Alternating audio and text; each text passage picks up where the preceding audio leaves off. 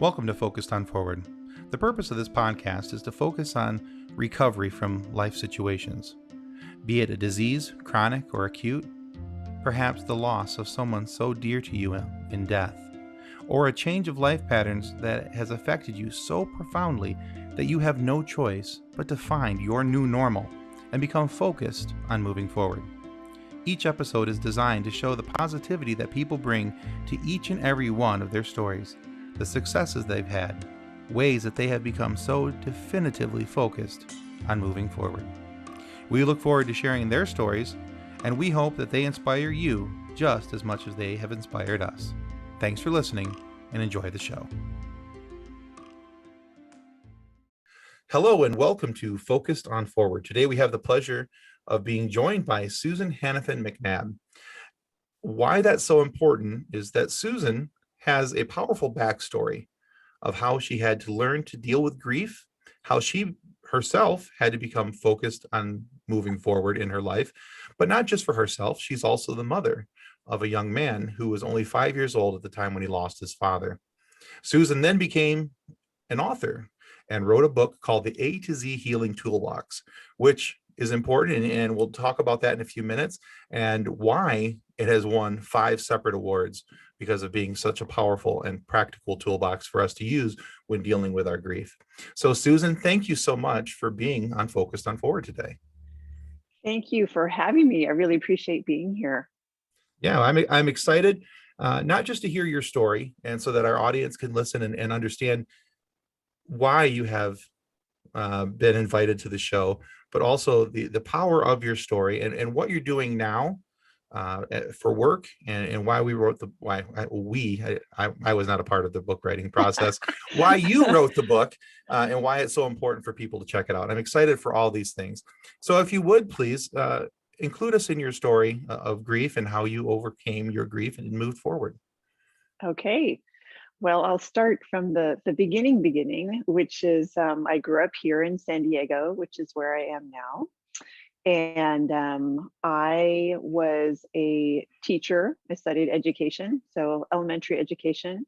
Then I became a social worker. So by training, I've had 25 years of experience as a teacher and a social worker. And I'll circle back to the importance of that in a minute. Okay, but fair that's enough. My professional background. Yes, that's my professional background. I wound up marrying a professor of international business. So we lived all over the west coast of the USA, Hawaii, Canada, Australia. Our son Jacob was born in Australia. And when he was about 4 years old, we decided to come back to the west coast USA where our families were and to kind of resettle here. We were home now, my home again in San Diego. We were here for about a month. And Brent went out for a drive. He's not from San Diego, so he doesn't know the area too well. Went out into a mountainous area and never returned.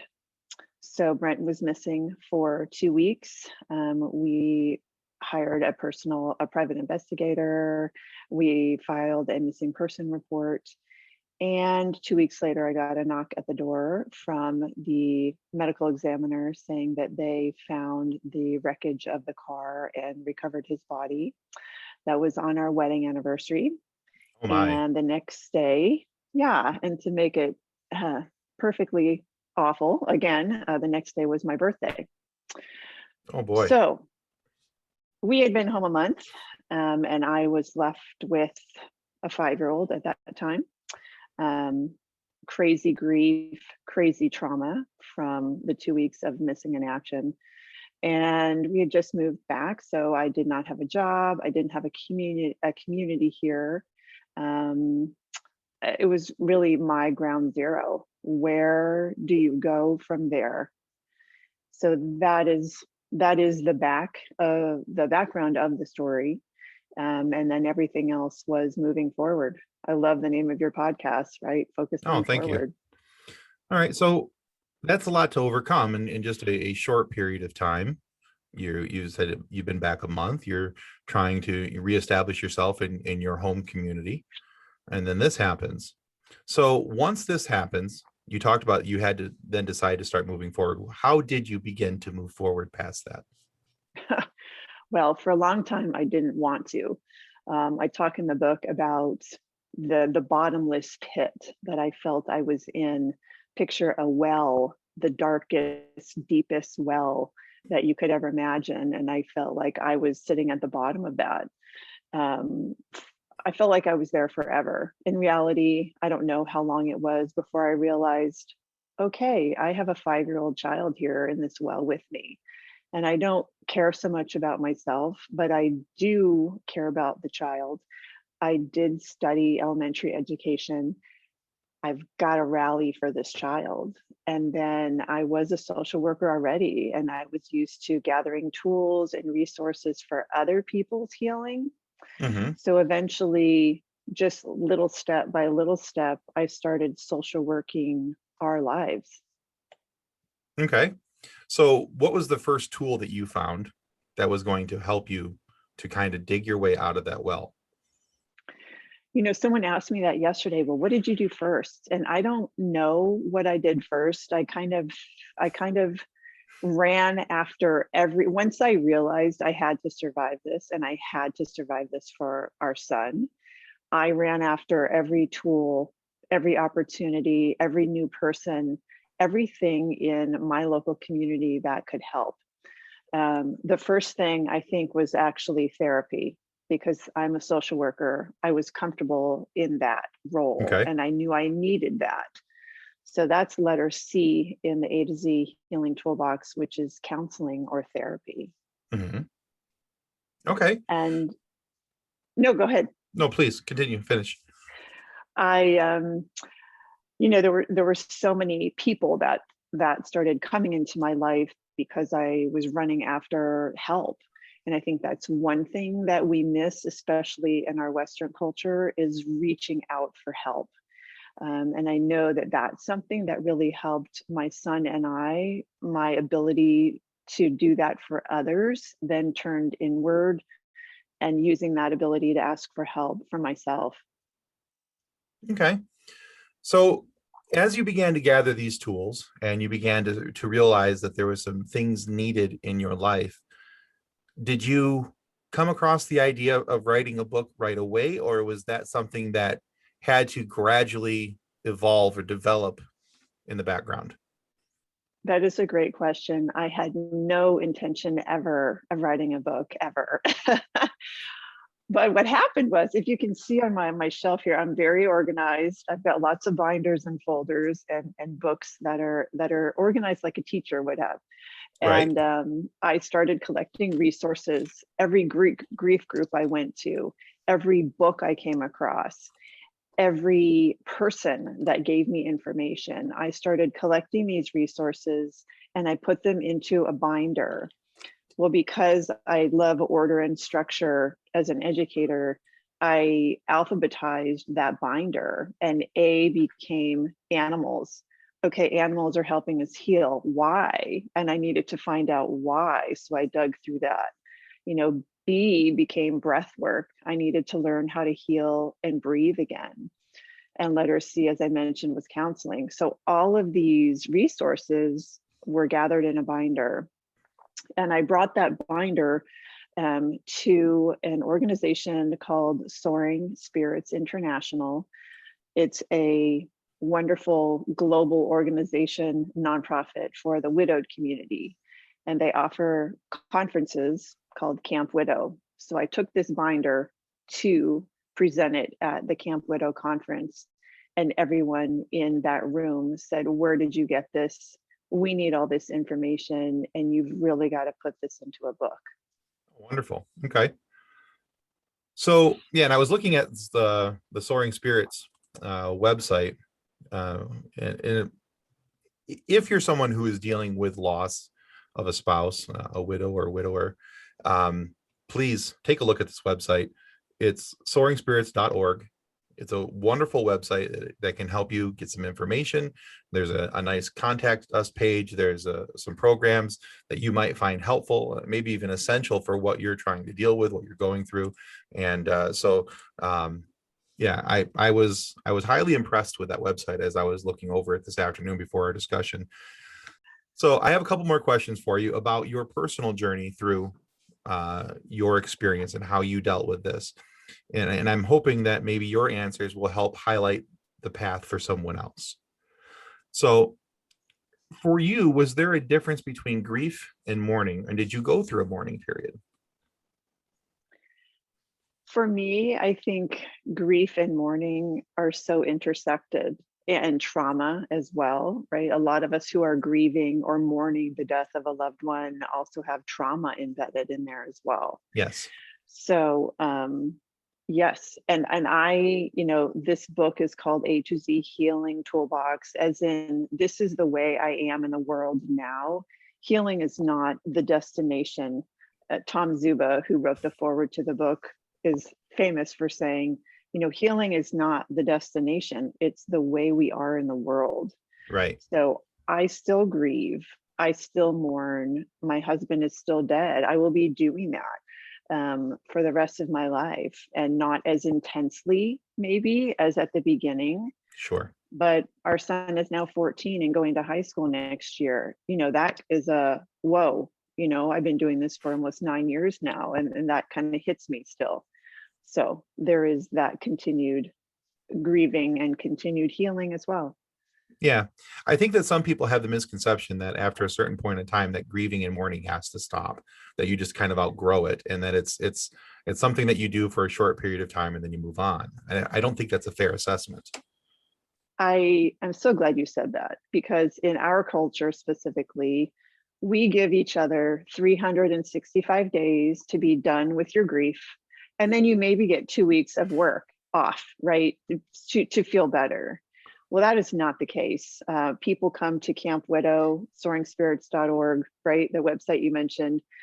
We get people whose spouse died 10 years ago, 12 years ago, and they tried to shove all the grief down, and they ran and they ran and they ran, or it just wasn't their time to start grieving. And then they open the box later, a decade later, 4 years later, 12 years later, and then they have to grieve.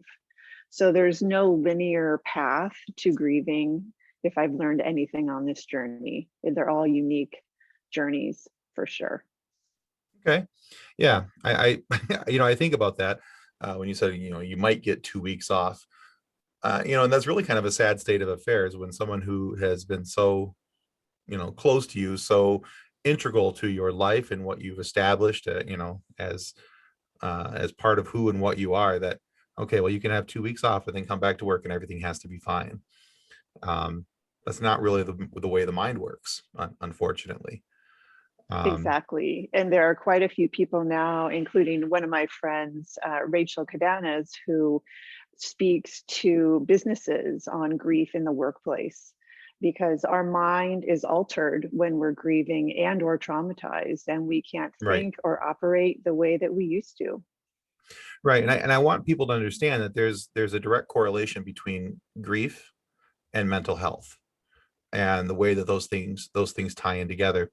And I love the fact that in your A to Z that you have counseling so highly listed, because now, speaking from a male perspective, uh, typically us men aren't ones that like to run to counselors and therapists and talk about the things that are troubling us and that's on our minds, and things along those lines. Um, I'm hoping that someday that bit of that veil of masculinity can be ripped away a little bit, pulled away a little bit, so that guys can see that counseling is for men too, and that it's a very important thing, a very important aspect. Yes. We actually, with Soaring Spirits International, we have many, many men. We have widows and widowers who come to our programs, our conferences, our virtual calls. Men reach out, because when you are at the bottom, when your spouse, when your life has been ripped apart, it makes you move in different ways. And often those ways are, help me, help me, help me. I cannot do this. And somebody tell me how, or give me some tools.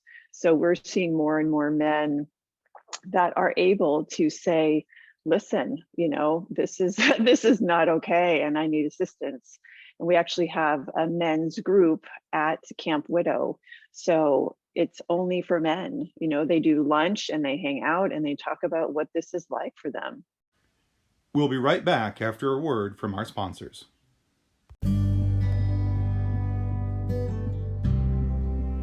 Since 1982, Vital Signs and Graphics has been helping professionals with all their image, logo, and design needs. Perhaps you're looking for signs and banners, truck and trailer lettering, business cards, brochures, or other image and marketing aids. Vital Signs and Graphics in-house design studio has you covered. From logos to apparel, start to finish, Vital Signs and Graphics has everything you need to look and feel professional. Call Rick at 231-652-3300. He'll get you noticed. And now back to Focused on Forward. I'm glad that there's something there that's set up for them as well, and that's also something that I saw as I was looking through the website, that this wasn't just something that was set up for women. This is something for men and women alike, and so equal play there, and that's awesome. I have a question though for you, is if this is something you're willing to speak about. How did your son respond to the way that you were putting this book together and things like that? Because I'm sure if you were using it to help you, you were also employing some of the same things to help with your son. How did it help with in the adolescent mind? Right. Well, I will say that he's 14 now, but when his father died, he was 5. And then 6, 7, 8, 9 were the years that I was gathering the information. So he didn't really know he knew this was going on in our life, but he wasn't privy to being a 14-year-old saying, oh, mom's writing a book. I Sure. will say this. He is a very deeply spiritual, very kind soul, and he's an old soul. And when the book was published and I was getting some paperwork on book awards, this child, who was 10 at the time, said to me, Mom, look at this one. And he picked up the piece of paper, and it was the Benjamin Franklin Book Award. And he said, I love Benjamin Franklin. I think you should apply for this. And I said, well, okay, I will apply for that. And if I get it, I will take you to Chicago with me. Well, 9 months later, I got a notice that I was either going to get a gold or a silver medal at the Benjamin Franklin Book Awards in Chicago. So I booked that trip to Chicago for the two of us. And we sat at that big banquet table, and then they called my name for the gold medal at the Benjamin Awesome. Franklin Book Awards. So he's been very much a part of this whole journey. Oh, that's great. Okay. So when we think about grief and how people deal with it and how they interact with it, why is it important for people to understand that the way you handle grief does not need to be the same as the way somebody else handles grief? Great question. We are all individuals. We have our own backgrounds, our psychologies, and we're men, women, we're of different nationalities, different cultures. So there's not one way to grieve. There's not one right path. What I did with the A to Z Healing Toolbox book was I included 26 tools. Now I gravitate toward S, which is sliding into exercise, and C, which is counseling. And we now have a therapy dog, which is animals for A. And I've hit all the letters because I needed to do that for myself. But many people pick up the book, they don't know where to start, and they just open it to any page. Maybe it's chapter J, which is journaling. And I talk about, well, you can journal with writing, but you can also journal with images and pictures, because the traumatized mind can't always write things down. The left side of our brain gets jumbled, and we have to access the right side of the brain, which leads into color, light, sound, imagery, and pictures. So there are many, many, many different ways to start moving toward healing, moving forward toward healing. And the book is full of 26 tools, but within each chapter, there are many resources and many ways to go about the healing process. Okay, excellent. And now for some, part of that grieving process is that there's, of course, there's a little bit of anger. There can be, this the steps of anger, denial, and some other things, and those don't always go in that order. Those can get kind of jumbled around. Those, depending on what website you're reading, there's either 5 steps to grief or 7 steps to grief. But whether it's 5 or 7, either way, those steps can kind of get jumbled around. Why is it important, though, to try to maintain a sense of schedule when going through grief? So let me just speak to the stages of grief, and then I'll talk about the schedule. Yeah, please do. Elizabeth Kubler-Ross is the physician and psychiatrist who coined those stages of grief. And those stages really are for people who are dying themselves. Okay. So DABDA, denial, anger, bargaining, depression, acceptance. Those were Right. actually coined for people who are dying themselves. But what we did as a culture was we took those, because we like order and structure, and we say, okay, well, this is how everyone's going to grieve. Grieving is a million different feelings all at once, not linear. And in the book, there's a chapter on grief and on trauma, and I list out all the common grief reactions and all the common trauma reactions. And there are more than 30 to 40 of each. And those can happen simultaneously, all on the same day. I mean, it is a plethora of a mess. Mm-hmm. And so some people, like me, I thrive in structure and order. I needed to put order to my life and my son's life with structure, because I'm a teacher person as well. So I know that my child and all children thrive with structure. So Right. I was going with that. Like, we're going to get up, we're going to make our beds, we're going to just eat, we're going to do the next thing at the next minute, at the next hour, at the next day. And that can help a bit when you feel like your life is completely out of control. Make your bed, you have control over that. Get up and brush your teeth, you have control over that. Okay. Good. All right. So let's talk a little bit more about your book. We've kind of hinted about how you came into it, what you were doing, things along those lines. But let's talk about the book in the sense of, how you finished it, where it's available, where people can find it, things along those lines, so that it's not just something that we've hinted at, but something that's becomes a tangible thing for people to look for. Right. Well, they can find the hard copy of the book anywhere books are sold: Barnes and Noble, Amazon. They can look on my website, which is A to Z healingtoolbox.com. The book is available there on the website. And also there's an online toolbox. So anyone can access the online toolbox, which is hooked onto the website for free. And the online toolbox lists books, sources, videos, all sorts of things that people can use to, dive inside each letter and see if that might be something they are willing to integrate. Okay. Excellent. Yeah, I was looking at your website and looking at where to find the book and looking at the online toolbox, and I was kind of playing around in there for a little while, just kind of checking that out. Very There's a nicely. lot of information in there. Yes, there is. So I looked at this about a month or so back when you and I first spoke, and I was looking at your website and I was like, oh, that's a nice website, and oh, look, she's got this on there, she's got that on there. It's and then this afternoon, as I was refreshing myself with your website, I went, yeah, there's a lot more on here than I remember there being. So Well, kudos to you for a very well-cultured website. It's very nice, very easy to navigate.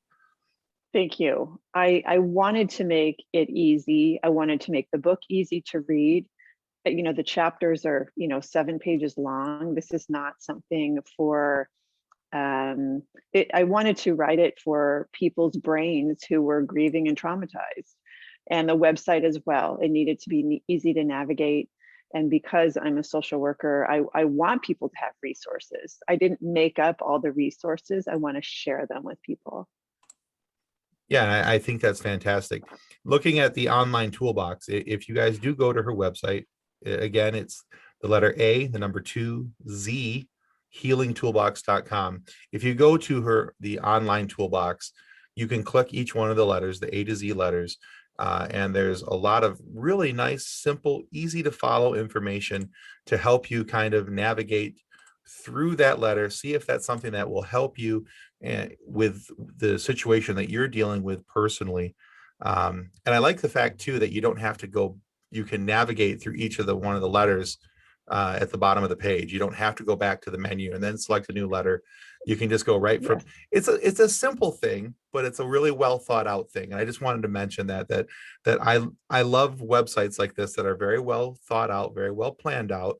And it's those little simple things that really speak to my inner geek. And I just wanted to say kudos, well done, as far as that's concerned. Thank Um, you. so yeah, so I have a couple questions for you that I want to ask, and they're the same questions I ask every single guest that's been on our show. Okay. Okay, I'm ready. All right. I promise they're not tricky. So looking back over the course of your journey, what is the single greatest lesson that you have learned? We heal in community, period. Healing cannot be done in a vacuum. We cannot do it all ourselves. So the greatest lesson I have learned over my entire lifetime, but especially the last 8 years, is we heal in community. And I would suggest to anyone, find your people. Find your people. People want to help. People want to know what to do for you. And we're all in this together. So you heal and I heal and you heal, and we all do this together. Okay. That's very good advice. I think that's nice. All right. A good solid lesson. All right. So the next question, which is similar to the first question, but only slightly different. Looking back over the course of your journey, what was the single greatest piece of advice that you were given?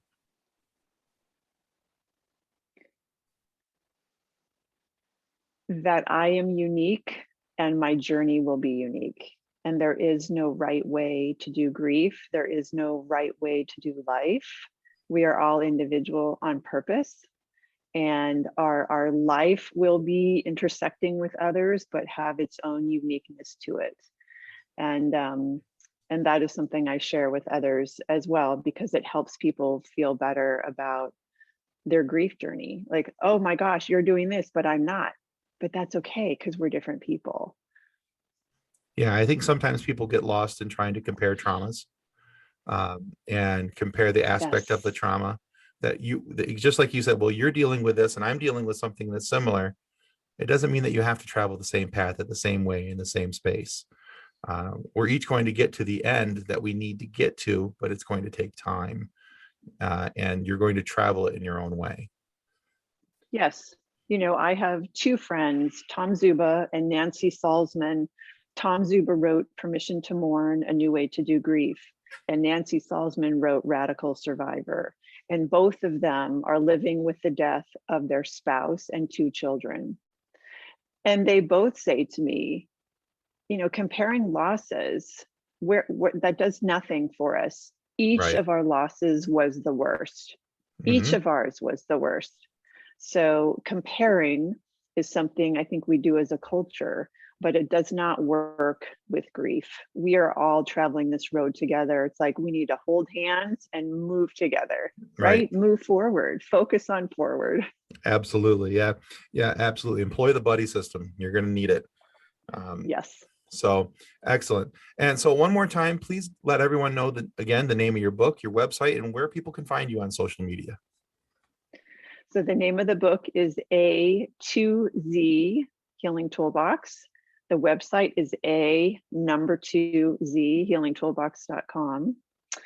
And they can find the book on the website, on Amazon, Barnes and Noble. It's everywhere. There you go. And do you have a social media platform that people can follow you on if they're interested in learning more about you? I have an A to Z Healing Toolbox Facebook page, and I have my own personal page. But to be honest with you, I am working full time. I'm a solo parent, and I'm just trying to keep my head above water. So I do not do the social media thing very well.